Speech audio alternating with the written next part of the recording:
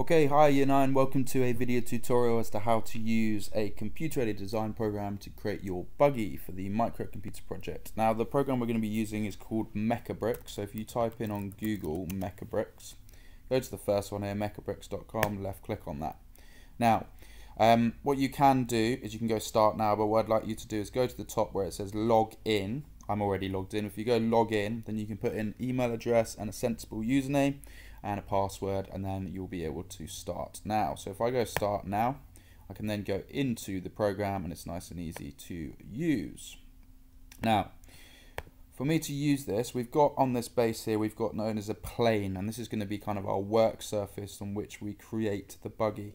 Now there's various different tools on the left hand side and there's some tools at the top. One thing to notice, go to file, you can save your work at any point so that you are happy with it and you'll be able to access it later as long as you are logged in. Various different tools at the top, you can toggle off the grid or not. I'd advise you keep it on, it's going to be easier for you to latch pieces onto each other, and you can have a look at the little play about with these as to whether there's a wireframe or not for the pieces. Now, quite simply, you use the parts from the library of all of these different Lego pieces, and we're going to be focusing on Bricks Special, not just Bricks Special 4.85 in diameter. These ones have got holes in them. These are the ones we're going to be using. So I'm going to choose a 1x12 in length. I'm going to left click on that. It will appear on this plane.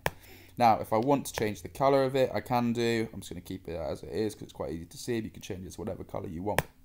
You can move this around by left clicking on it, so you see 3 arrows appear, and you can move it along either of the axes. So I can go blue, I can left click and drag and move it where I want it to go, and I can just move it to, let's say, there to start off with.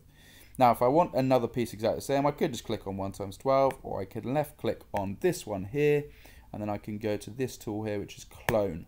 That is now duplicated, and I can left click on the blue arrow to move it out to the side. If I want to move both of them at once, I can left click on this one, hold down Control and left click on this one, and then I can move them both accordingly so that they are one unit. Now if I want to make a little bit of a cross brace here, I'm going to go for a 1x8 brick.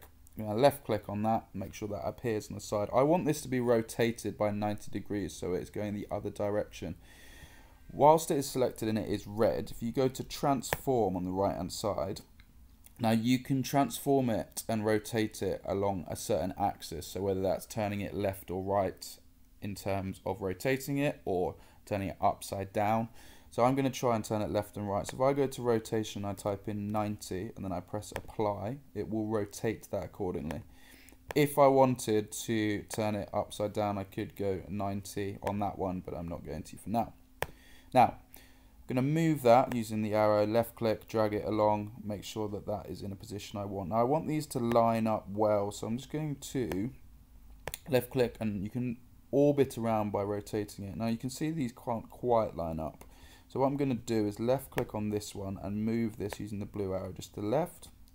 And then this one needs to actually be above the other one. So I'm just going to use this arrow here and just make sure that it's at the right height. So it's actually a little bit too low currently. One more level up and then move it along so that it latches on like that. Now that's nice and easy, and you can do that for configuring any of the pieces. And those are the bricks. There are various different pieces you can use, but the main ones you need are the Bricks Special, and then you need plates as well. So if you drag down using this little toolbar here and you go to plates, don't need to go plate special. You can have a look through any of these if there's some with holes.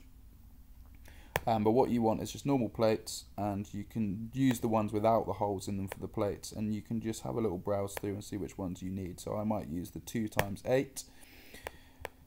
I might rotate that so it's upside down. So if I go to that one rotation, press 90, that's going to go to the side. If I want it to go to the bottom, I might go 90 again. Or I might go to 180 so that it is actually facing the floor.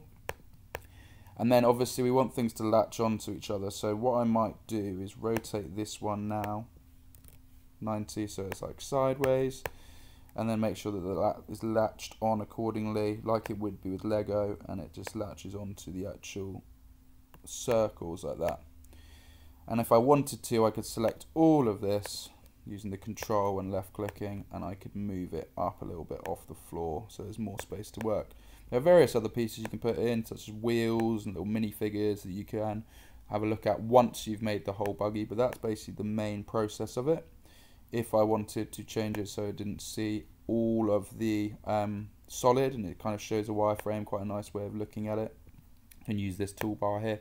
And then remember to save your work, change colours if you need to, have a little bit of a play about, but make sure that you crack on with the task at hand, which is creating the buggy. Good luck.